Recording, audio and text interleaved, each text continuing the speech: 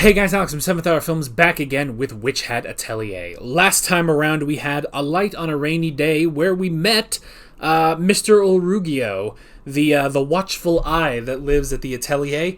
Nice man, overall. A little reserved, a little tired of everything, but genuinely good guy. He was a little concerned about taking in Coco. And pretty much, he wanted nothing to do with the brimmed caps and everything. But then there was a nice scene between him and Coco where we learned he actually was the one who invented the glowing stone paths.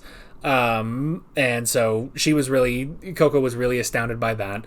And it was a nice. He's a bit of a tsundere, basically. Not a bad guy though, not at all.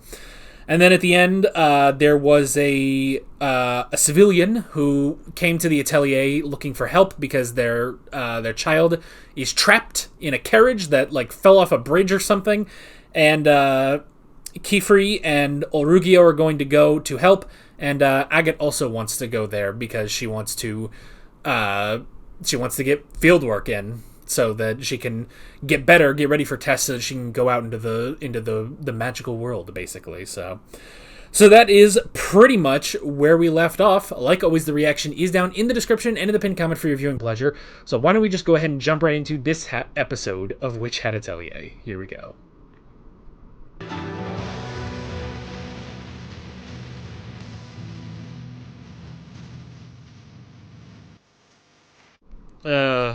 Fucking Knights Moralis.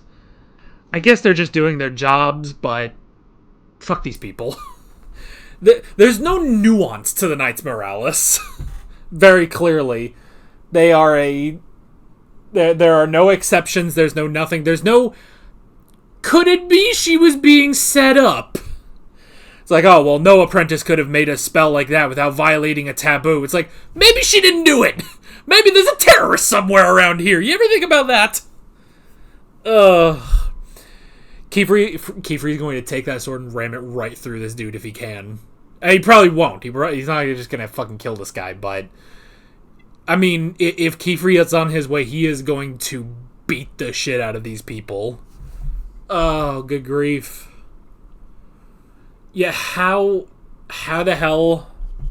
Alright, hang on. I also want to look up the voice actor. I'm going to reverse look up the voice actor of was it Custis? Of course, there's no link on here because I know the voice because I've been watching Yu-Gi-Oh!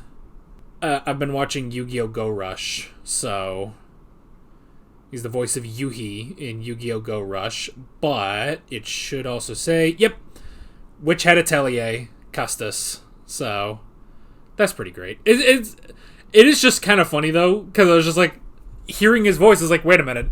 I have been listening to this voice for 2 years in Yu-Gi-Oh! Go Rush. So that was good.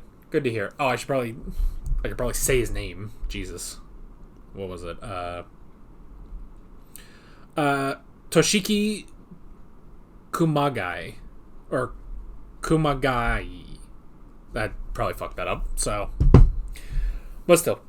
Nice to hear him, though, even in a small role like that. So, fucking Knights Moralis. All right, we can't let the entire discussion be dominated by the last minute of the episode. So, granted, we did that 4 episodes ago with the whole crashing out, Agate crashing out. This time she didn't crash out. She says, "We're working on it. We're working on it here," you know. And that's an interesting thing, too, It's interesting with this that, you'd almost think that she would be pissed because she didn't do it, This was her chance, as she put it, and technically it's been taken by Coco, but it was a team effort because Coco would not have thought to do this if Agate had not done the Lightbird spell. So, the Lightbird. Anyway. So Agate, with that little bit of just hearing, so I guess it must be her mother, and just saying, it's oh, you'll not be my apprentice. I have no use for someone in this family with no talent. It's all right, that explains everything about Agate, so it's like, all right, there we go. We were kind of waiting for that. We were kind of waiting for the explanation, so I was like, okay, yeah, I get it. That's always been the thing, with Agate, it is kind of a thing of, like, I feel like if this was any other show, I would have just hated her immediately, but there is something about either that or maybe I'm just getting smarter, that, I've seen enough of these shows where immediately I clocked, it's like, okay, she's going to be, we're clearly going to go through something. She's going to go through character development, and then she and Coco are going to be, like, the best of friends by the end of this, Now, granted, I guess we don't know if it's going to go that far, but obviously she's going to warm up to Coco over time. And that's definitely happening, even with her tsundere, like, oh, when did we become friends and stuff, but there's something there.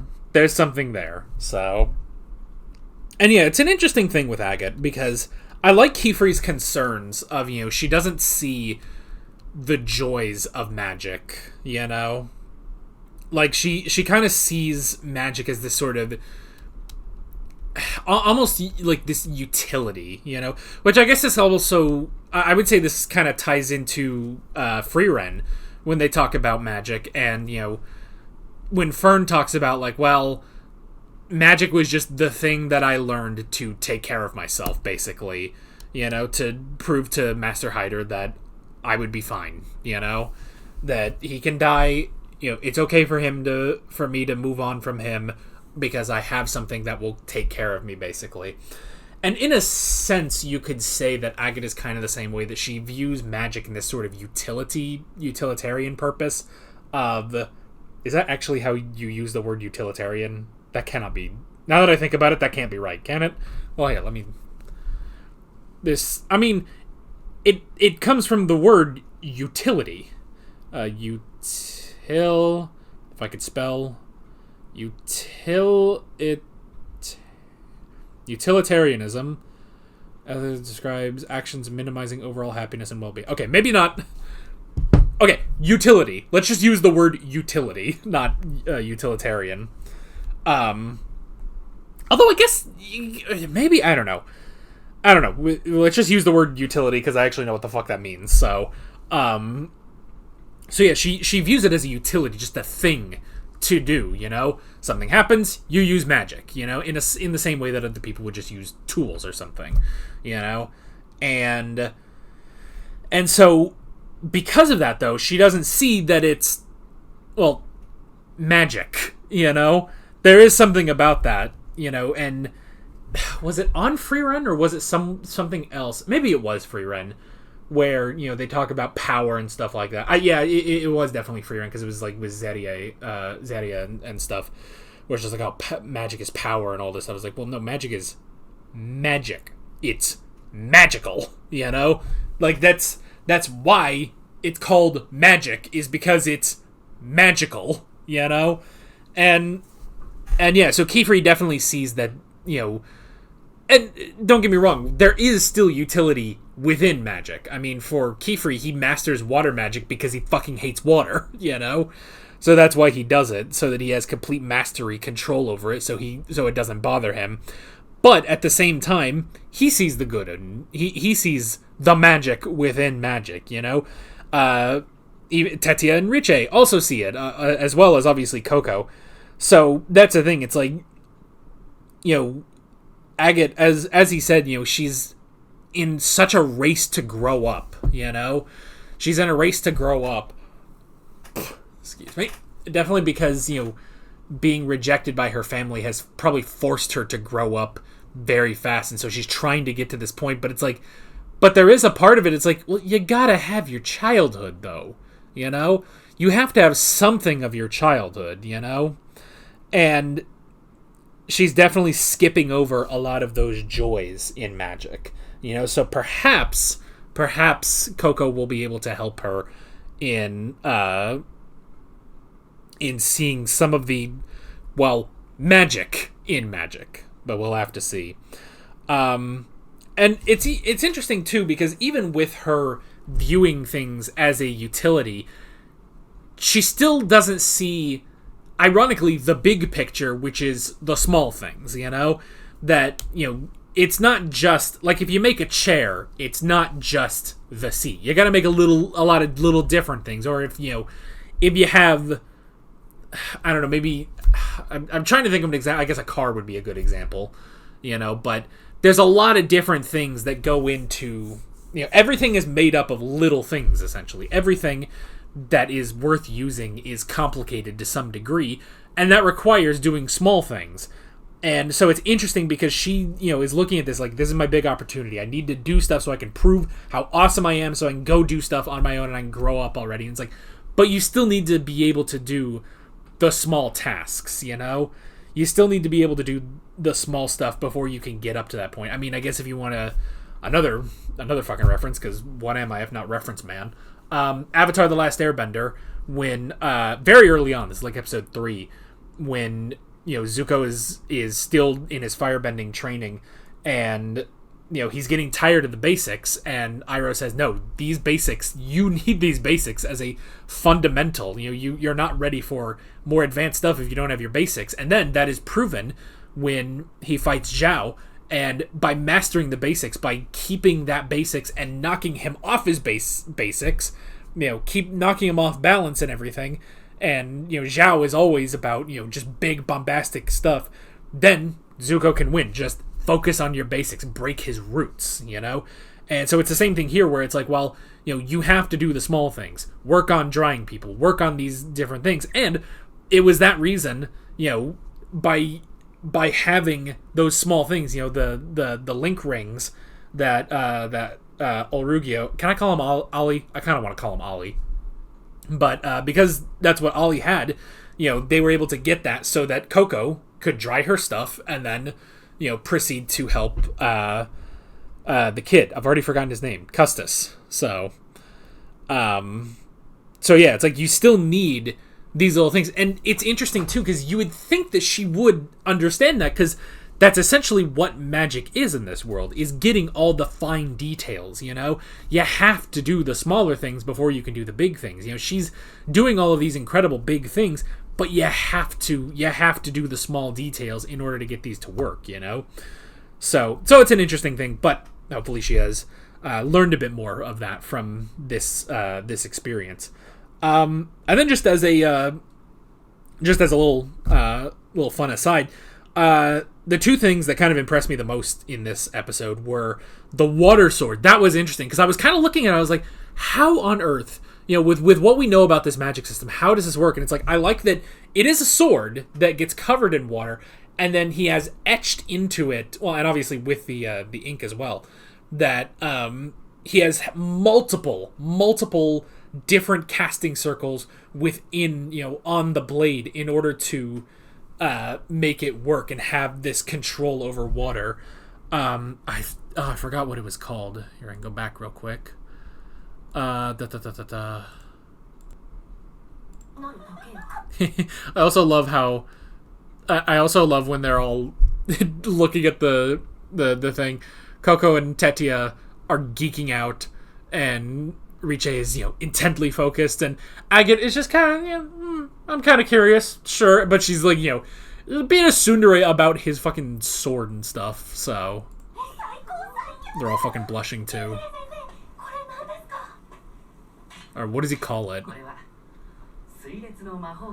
The Rain Cleaver. That's so fucking cool.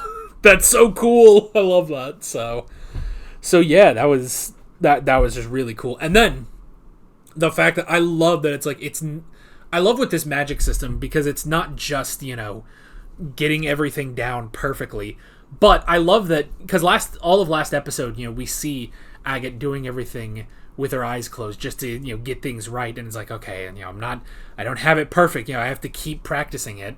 And here it's like, oh, you have to do that because you have to do it under your cloak. You have to draw it so nobody knows what the hell you're doing, and then there you go. So that was good. I really liked that. And then I also liked when the guy was getting very rightly getting upset because it didn't seem like they were helping, and then Agate's starting to panic, like, what do? I have to keep distracting him because they can't see how they do spells. And I just love they just both look, and just here comes Coco just floating up a little bit. It's just like, please pull me in. I can't do anything. And then they grab her. So that was fun. So that was very clever.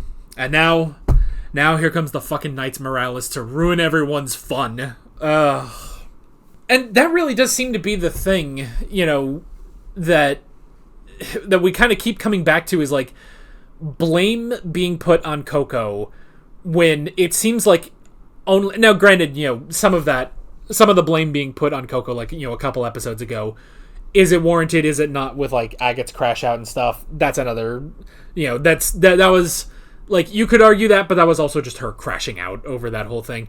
With the Knights Moralis, it's like, oh well, you must have committed a taboo in order to do that. It's like, do you not see anything past the cap? Do you not see anything past your own nose? Like, well, it must be that you committed some taboo, 12-year-old girl. Like, or, because, they say it's like, well, clearly one of you is collaborating with the brimmed caps. And it's like, or she's being framed by the brimmed caps. Have you thought about that? Which is exactly what happened, Which is exactly what happened. I guess, maybe the blame on Coco is even less about, with that episode prior, it was less about the girls blaming Coco, and it was more about fucking Twitter blaming Coco, which that was ridiculous to witness, where it's just like, people were fucking taking sides between Agate and Coco, and it's like, guys, I'm pretty sure the magical terrorists are to blame, And now they have personified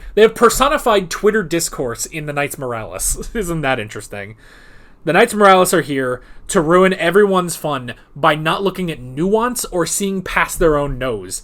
And so, clearly, the 12-year-old girl must be collaborating with the magical terrorists and have made that, a spell with a forbidden... No evidence to support this. Just immediately, like, well, you must have done that, so we're going to, erase you as a person completely. And it's like, or she's being framed, which I'm assuming Kiefer is going to say after he comes in with his fucking rain cleaver and, beats the shit out of them. Or, he's going to come in, like the force of God, I was going to say with the might of Zeus, but considering the rain cleaver, it might be the might of Poseidon, so... I don't know. Fucking Knights Moralis. It's like, oh, you clearly must be in the wrong. And it's like, or she could be framed. She's 12. Like, come on. I wonder what discourse I'm going to see on Twitter this time. That has been a consistent thing, is seeing discourse on Twitter about this show. And most of it is stupid. Actually, let me tell you guys about last week's. Last week's discourse over this show was, should Olrugio keep his beard or not? Because people actually did an edit where they, edit out his beard, basically, make him clean shaven. To which most people did rightly say he looked like every generic anime character you've ever seen. And there were some people that were like, oh yeah, he needs to shave his beard. And I'm just like, don't you fucking dare. That beard, let me tell you guys, you guys that don't have beards out there, let me tell you, the beard, that beard on Olrugio, that is that man's pride and joy. Let me tell you, as a man with one, like, no, friggin', if you see a man with a beard, he fucking loves that beard. Or he's trying to show that time has passed in a TV show. That happens sometimes too, where it's like, well, it's a month later, so the main character has a beard now, but yeah, like, that beard, if he has that is his pride and joy, and to suggest shaving it off is kind of a crime, I would say, or it should be a crime, so yeah, don't suggest that, unless, I mean, maybe if you're like the most important person in that man's life, maybe, like, if I don't know, I guess for Olrugio it would be Kiefer, but like, if you're married to a person with a beard, maybe you could suggest them to go clean shaven, but they don't want to. Trust me, they don't want to. They might do it but they might do it for a specific person. It depends on what's more important, the person or the beard. And for most people, if someone says, "Hey, dude, you should shave off your beard," that person's going to be like, "No, fuck it. Who the fuck are you? I'm not shaving my beard off because you said so." So, this also slightly applies to hair, but I don't know. I'm actually planning to shave my head, but keep the beard. I'm keeping the beard. So, I'm just gonna fucking look like Walter White. Or Aang when you see him in the future in Legend of Korra. I don't know. I've talked a long time, actually, about this episode. So, yeah. Anyway, that's your update on Twitter discourse about which had Atelier. It's stupid. Don't fucking shave the beard. He looks great. He looks great with the beard. I'm glad he has it, so... So, yeah. Next time, the Knights Moralis, I assume, are going to get their asses kicked, or at least... I mean, Kefri's going to come in like a bat out of hell to protect Coco and Agate, so yeah, and probably Olrugio, too, but yeah, but we'll have to see. We will have to see. But that is basically it. With all of that being said, I'm Alex from 7th Hour Films, and I will see you guys next time. Take care. Alright guys, thanks for watching this video. There's a bunch of links on screen if you want to go click around any of those. There's a playlist with all of my Witch Hat Atelier reactions, as well as another video you can go click on if you want. There's also a subscribe button and a Patreon button on screen, as well as other links in the description if you want to go check out any of those. See you guys later.